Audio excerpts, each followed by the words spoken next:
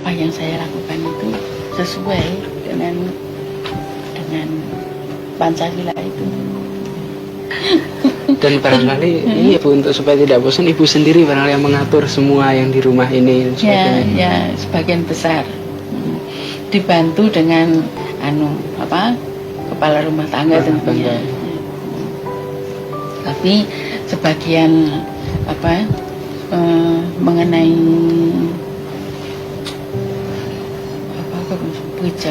suatu kebijaksanaan itu semuanya saya yang menentukan.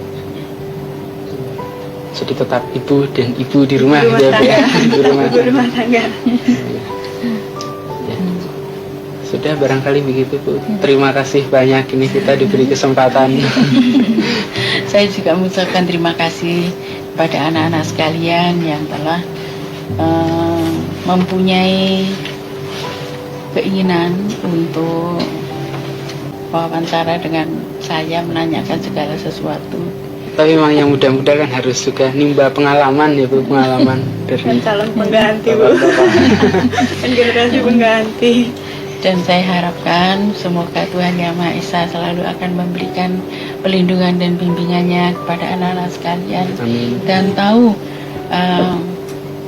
menempatkan diri sebagaimana mestinya dan dapat mengambil bagian dalam perjuangan untuk menegakkan, mengisi dan mencapai tujuan perjuangan bangsa Indonesia. Ore-ore atau pesan atau sudah banyak sekali ore-ore buat kenang-kenangan kamu. Iya dulu. Ini tadi kan kenang-kenangan pertanyaannya tadi.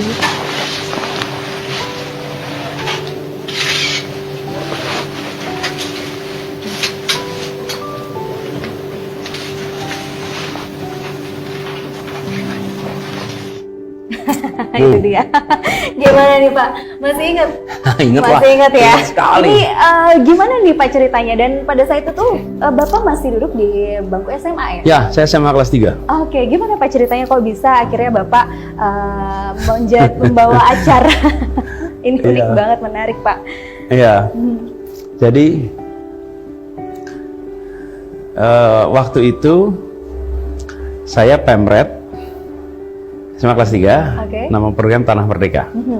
Tanah Merdeka itu adalah anak-anak SMA yang diseleksi. Ada juga mahasiswa tahun pertama, tahun kedua. Setelah mereka diseleksi, dipilih untuk menjadi, waktu itu namanya Tanah Merdeka, reporter Tanah Merdeka. Nah, kita itu menjadi interviewer, mewawancara tokoh-tokoh.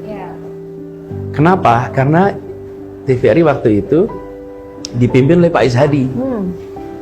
Pak Ishadi ingin anak-anak muda melihat role model sebagai opsi buat mereka. Tokoh-tokoh sebagai role model. Nah, tapi yang wawancara anak muda sendiri, bukan orang TVRI. Yang seru senior-senior.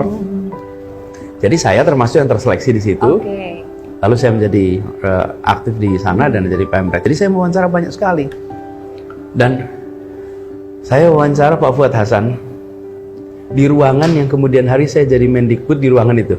Oh waduh. Saya SMA tuh. Saya ini menarik banget nih pemirsa. Lalu saya wawancara Pak Wiyogo Atmo Darminto di ruang kerjanya, yang kemudian saya jadi Gubernur Jakarta di ruang kerja beliau. Keren. Karena tanpa kita pernah tahu. Iya, betul. Tapi saya wawancara juga dengan Chrisye, dengan Taufik Ismail, dengan MH, Eros Jarot, banyak sekali.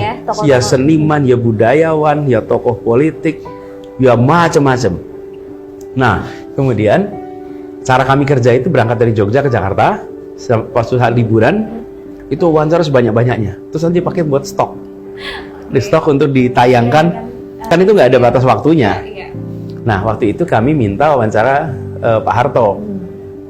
Karena pada itu kami bilang, Pak Harto itu sama petani ada kolom pencapir. Kenapa nggak boleh sama anak SMA? Nah, tapi kelihatannya waktu itu mereka itu begini, sebelum dikasih Pak Harto, coba Butin dulu. Nih, wawancara Butin gimana nih? Kalau Butin oke, nanti baru Pak Harto. Kira-kira gitu loh, bayangan saya. Lalu kemudian kita wawancara Bu Tina. Itu juga unik. Kami menginap di semacam youth hostel gitu Oke. di Ancol, disiapin milik DKI waktu itu. Jadi DKI punya asrama, Iya. kami kontak Pak Gubernur Wiyogo, terus sama Pak Wiyogo dikasih tempat di situ. Kami nggak tahu apakah disetujui apa tidak, kan kita minta wawancara, nggak ada kabar. Tahu-tahu maghrib, kami dapat kabar dikasih tahu besok wawancara, lalu diminta masukin pertanyaan malam ini. Dah, kita belum punya pertanyaannya. Terus mereka itu bilang nanti pertanyaannya dikirimkan saja. Jadi saya ke resepsionis di hotel itu, pinjam mesin ketik, duduk mesin ketik itu, berdua bertiga, yuk kita tulis pertanyaan buat Putin besok. Tulislah, saya yang ketik pertanyaan itu. Lalu kemudian kita kirim pertanyaannya ke ajudannya gitu. Ya. Dah, besoknya kita datang ke Cendana.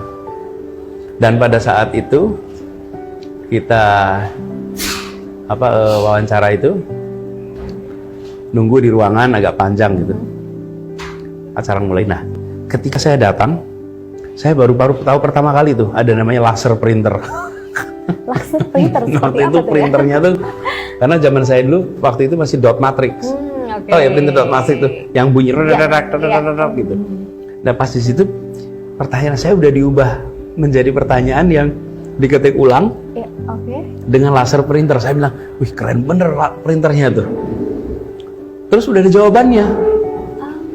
Jadi pertanyaan saya yang kita susun, terus ada jawabannya. Tapi apa yang terjadi? Ketika kita mulai ngobrol, itu hilang semua itu.